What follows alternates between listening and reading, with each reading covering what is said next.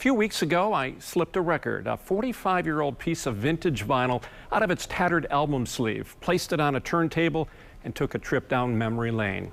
It's something people from coast to coast will be doing this Friday in celebration of National Vinyl Day. Frank Healy shows us why the vinyl revival is a multi-generational trend.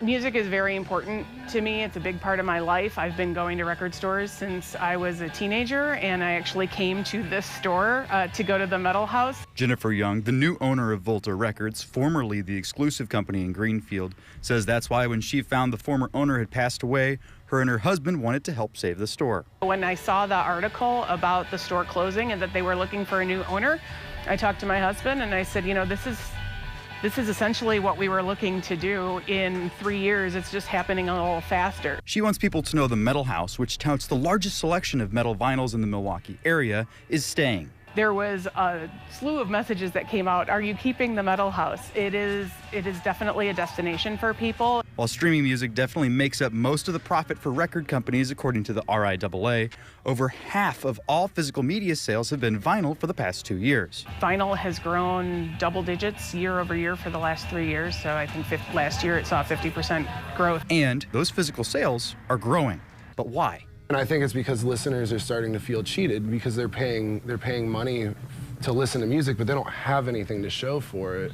They're not holding anything. They don't get to look at anything. They have to go find something else to do while they're listening to music, whereas, you know, somebody who is collecting physical medium. John Swan has worked at the store here for nearly 3 years. He says his first encounter with vinyl was in high school. There's this girl that I really liked in high school who had called me up one day and she said that she got a CD that didn't fit in her CD player. And I was like, all right, bring it over. And it was actually a lower class Bratz 45 7-inch. He didn't catch the bug until later when his friends and family started offloading collections onto him. It's just been downhill from there. Swan says if you're interested in getting started collecting yourself, you don't need to spend a lot of money. The first thing I'm gonna say is to make sure that your turntable is up to snuff, and it doesn't have to be, you know, a $250,000 turntable. A decent needle will generally do it. He says entry-level tables from companies like Audio-Technica usually don't break $200.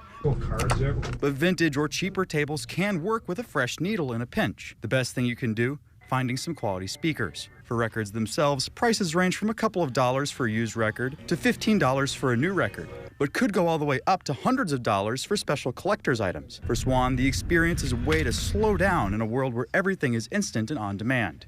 There's a really low threshold for boredom, I think, when you can just skip a song. Like, for instance, I didn't actually like Led Zeppelin for years until I was forced to sit down and listen to a full record.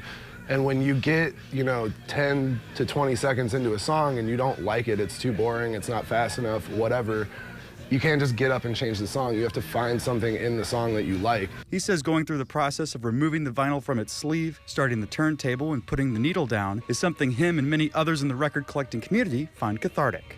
They're listening to music. That is the act. They're not listening to music and doing something else. They're 100% present for the music. Jennifer says as the old sign comes down and the new one goes up, she's glad to continue the legacy.